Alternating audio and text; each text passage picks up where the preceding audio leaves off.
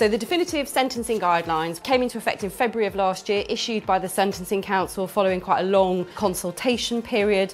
What they seek to do is to provide some form of consistency in the sentencing approach when we're dealing with regulatory and health and safety offences. Historically, you could go to Cumbria and get a fine of £10,000 for a guarding accident and find yourself in Sheffield for exactly the same sort of breach and be fined £100,000. So the purpose of having some sentencing guidelines was to bring some consistency and a degree of certainty around the penalty that offenders could face. So today it was just making sure that people were aware, which I'm sure they are because it's hitting the headlines all the time, that the financial penalties in relation to regulatory and specifically health and safety cases are now eye-watering. The way that the sentencing guidelines work is they operate on a banded system. So micro, your very small companies with a turnover of under 2 million, small, a turnover of 2 to 10 million, medium is 10 to 50, and large is any business with a turnover of 50 million. Penalties that have gone over £1 million since February of 2016. The one that surprised most of us was a very small business in the grand scheme of things, a tyre company called Watling Tyre Services. They had a turnover of about 125 million, and they had an apprentice that was killed when a tyre exploded. It seems the allegation was that the reason that it exploded is because he had the wrong equipment and therefore it was inevitable that there was going to be an accident. What's more surprising to me is the penalties that are being imposed for non-fatal and even non-injury related breaches. So ConocoPhillips, huge oil company, and they had 3 separate episodes in a short period of time of gas releasing. The executive said that it exposed a number of people to the risk of harm, that risk of harm being a fatal injury. Nobody was injured, and they were fined 3 million and refused permission to appeal that sentence. Many fines in the million plus category, many more exceeding that. So I think the highest one we've had so far is 5 million in relation to the Alton Towers roller coaster accident that was all over the news.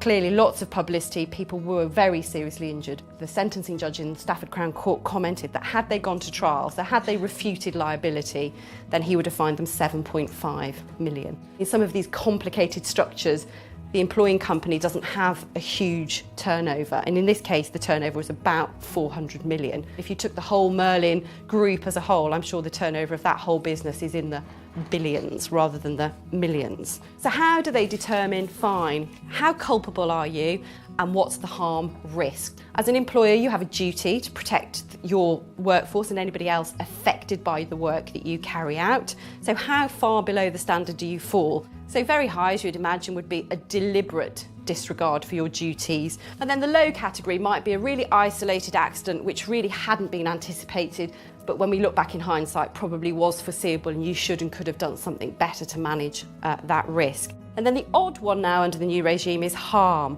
It's risk of harm, not actual harm. How serious is the risk harmed? Is it death? Is it life-changing injuries or life-limiting injuries? Or is it not to that level of seriousness? The judge is then required to look at, did your offending behaviour expose a lot of people to the risk of harm? And also the final category is, did the offending actually cause harm? So it's making sure that clients are aware that these are not fiction, these are fact, and that really they need to be very proactive in their management of risk and the things that they can do to prevent rather than react to an accident and the realities of a huge financial penalty for their business. The other thing that's coming into effect in June of this year is a reduction for an early guilty plea. In regulatory type offences, we've always been able to rely on, if the fine's going to be 500,000, we'll get a third discount because we're going to plead guilty, probably. They're strict liability offences. Is there something that you could have done that you didn't do? Probably.